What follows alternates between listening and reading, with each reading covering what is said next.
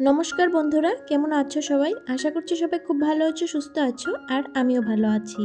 এই ভিডিওটা 2 দিন আগেরকার ভিডিও। আমরা গিয়েছিলাম পিকনিকে। আমাদের এদিকে নতুন একটা রিসর্ট হয়েছে, গ্রামের বাড়ি রিসর্ট।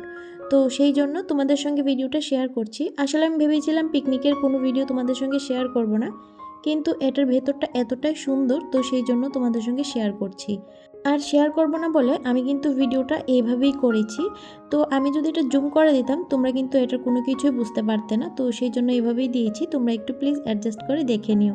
ভিতরটা খুবই সুন্দর। তো আমরা গিয়েছিলাম আমার হাজব্যান্ডের ফ্রেন্ড আর ফ্রেন্ডের ফ্যামিলি, মানে গ্রুপ যেটা হয় আর কি, সবাই মিলে। তো ভেতরটা এতই সুন্দর, বাচ্চাদের খেলনার অনেক জায়গা আছে, অনেক রকম খেলনার জিনিস আছে, তেমনি অনেক সেলফি পয়েন্ট আছে। তো আমরা খুব মজা করেছি, খুব ফটো টটো তুলেছি।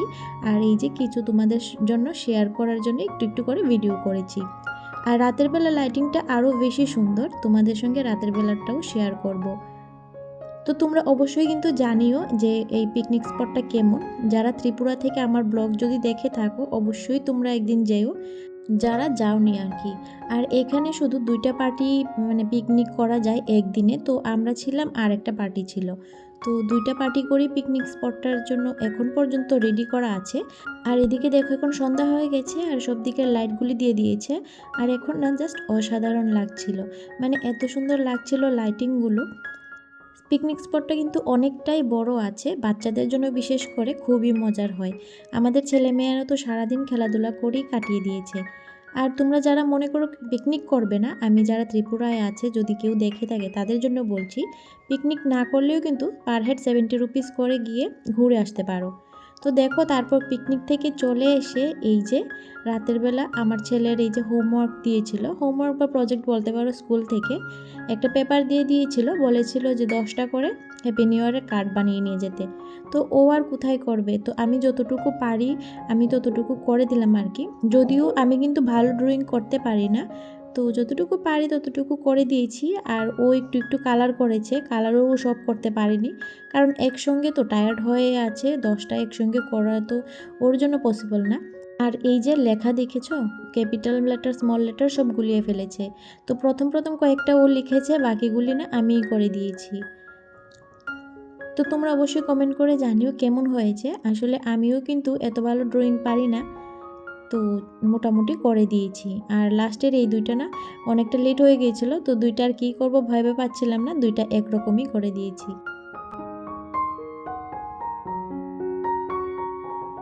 তো এটা হচ্ছে পরের দিনকার ভিডিও। দেখো সকাল থেকে এত কুয়াশা পড়েছে, মানে 2 দিন ধরে আবার রোদের দেখা নেই। মাঝখানে 2 দিন রোদ উঠেছিল, আবার এখন রোদের দেখা নেই।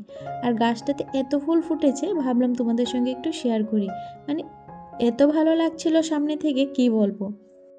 তো দেখো সকালবেলা কিন্তু ছেলেকে স্কুলে পাঠিয়ে দিয়েছি, তারপর আবার একটু শুয়েছিলাম, কারণ এত শীতের মধ্যে কাজ করা খুবই কষ্ট। তো তারপর উঠে এই যে এখন কাজে লেগে পড়েছি। সকালে উঠে ফিল্টারটা পরিষ্কার করে ফিল্টারে জল দিয়ে দিয়েছি। আর এই যে এখন ঘরটা গুছিয়ে ঘরটা মুছে নেব। আর ওই যে পিকনিকে গিয়েছিলাম ওই যে ড্রেসগুলি, ওইগুলো একটু হালকা সার্ফ দিয়ে তারপর ধুয়ে দেব। না ধুয়ে দিলে এটা আবার পরতে ভালো লাগবে না, কারণ সারা দিন এটা পরেছিল, বিশেষ করে আমার ছেলে খেলাধুলা করেছে। তো এবার এই যে ঘরটা ঝাড়ু দিয়ে দিচ্ছি।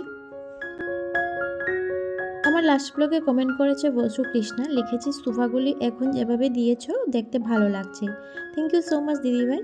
আসলে অনেক দিন ধরেই ভাবছিলাম যে এমনভাবে রাখবো বা কিভাবে রাখবো সেটা বুঝে পাচ্ছিলাম না, কারণ কোনোভাবে রাখলেই মানে জায়গাটা অনেকটা ছোট হয়ে যাচ্ছে, তো সেই জন্য রাখা হচ্ছিল না। তো যাই হোক, ফাইনালি এখন এভাবে রাখছি। তোমাদের ভালো লেগেছে, এটাই অনেকটা আমার কাছে। তো thank you so much comment করার জন্য দিদিভাই। এইভাবেই প্লিজ একটু পাশে থেকো, এইভাবে একটু সাপোর্ট করে দিও।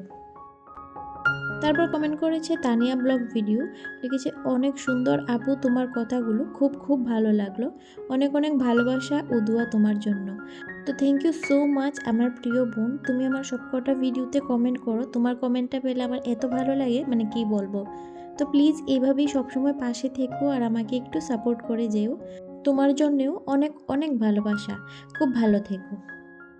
তারপর কমেন্ট করেছে ঝুমুর আক্তার, লিখেছে সব মিলিয়ে দারুণ লাগলো। থ্যাংক ইউ সো মাচ ঝুমুর আক্তার দিদি ভাই কমেন্ট করার জন্য। তোমাদের এই সুন্দর সুন্দর কমেন্ট পেলে না আমি না আমার কাজের এনার্জি আরও অনেকটা বেড়ে যায়। মানে অনেকটাই মোটিভেট হয়, জানে তো। মানে অনেক সময় হয় না যে কাজের প্রতি একটা অনীহা চলে আসে যখন দেখি যে ভালোবাসা ঠিকমতো সেই পাচ্ছি না। আসলে যদি এইভাবে পরিশ্রম করার পর যদি একটু ভালোবাসা পাওয়া যায় না, তখন কিন্তু অনেকটাই ডিমোটিভেট হয়ে যায়, এটাই স্বাভাবিক। কিন্তু যখন তোমাদের এই সুন্দর সুন্দর কমেন্টগুলি দেখতে পাই, তখন কিন্তু আবার সেই এনার্জি লেভেলটা আবার ফিরে আসে। তো থ্যাংক ইউ সো মাচ এইভাবে পাশে থাকার জন্য। তো দেখো ঘরটা কিন্তু শুকিয়ে গেছে, পাখাটা চালিয়ে দিয়েছিলাম। তো এখন এই যে কার্পেটটা আবার পেতে দিচ্ছি। আর এখন না হালকা হালকা রোদে দেখা পাচ্ছিলাম, তো সেই জন্য জানালাটা একটু খুলে দিয়েছি। তো এখন এই যে ম্যাটটা আবার পেতে দিয়ে চলে যাব স্নান করতে। স্নান টান সেরে এসে রান্নাবান্না করব। যেহেতু একটু একটু রোদ উঠেছে, তো স্নান করে একটু রোদে বসবো আর তারপর রান্নাটা করব। তো স্নান টান সেরে কিছু কাপড় যে ছিল বলেছিলাম পিকনিকের, ওইগুলি ধুয়ে দেবো। তো ওইগুলি কেচে ছাদে মেলে দিয়ে এসেছি আর একটু রোদেও দাঁড়িয়ে এলাম।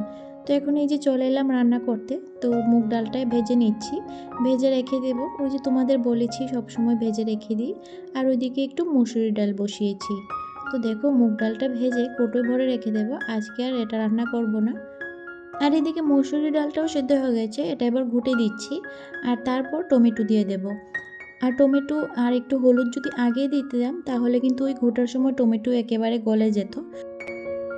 বন্ধুরা, তোমরা যদি এই পর্যন্ত আমার ভিডিওটি দেখে থাকো আর তোমাদের যদি একটু হলেও ভালো লাগে, তাহলে প্লিজ একটা লাইক করে দিও আর কমেন্ট করে জানিও তোমাদের কেমন লেগেছে। আর যদি ভালো লাগে তাহলে প্লিজ চ্যানেলটি সাবস্ক্রাইব করে এই বন্ধুটির পাশে থেকেও এই বন্ধুটিকে একটু সাপোর্ট করে যেও। তো দেখো বন্ধুরা, ডালটাতে টমেটো আর একটু হলুদ দিয়ে দিয়েছি। আর হলুদটা আগে দিইনি কেন বলো তো, ওই যে ঘোটার সময় তাহলে ঘুটনিটা না একদম হলুদ হয়ে যায়। তো সেই জন্য ঘোটার পর তারপর হলুদ দিই ডালের মধ্যে সবসময়। আর এদিকে পেঁয়াজ কলি আলু দিয়ে ভাজা করে বসিয়ে দিয়েছি। আর এদিকে ডালটা টমেটোটা সেদ্ধ হয়ে গেছে, এবার ডালটা ফোড়ন দিয়ে দেবো।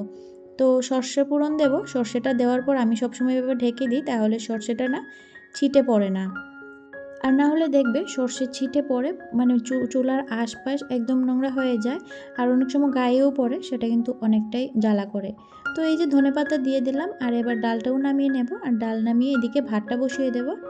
আর ওইদিকে রান্না করব আজকে শুটকি। তো শুটকির জন্য সব কিছু কেটে কুটে একদম রেডি করে নিয়েছি। তো এদিকে ভাজাটাও হয়ে গেছে, এবার ভাজাটা নামিয়ে শুটকিটা রান্না করব আলু বেগুন দিয়ে। তো এক এক করে আলু বেগুন ভেজে তুলে নেব আর তারপর শুটকিটাও ভেজে নেব। আর মশলাপাতি সব কিছুই রেডি করে নিয়েছি। আসলে আমি একটা রান্না বসিয়ে আর একটা রান্না না একেবারে রেডি করে নিই, তাহলে এতটা লেট হয় না। আর যদি একেবারে রেডি করে বসাতে যাই তাহলে অনেকটাই লেট হয়ে যায়।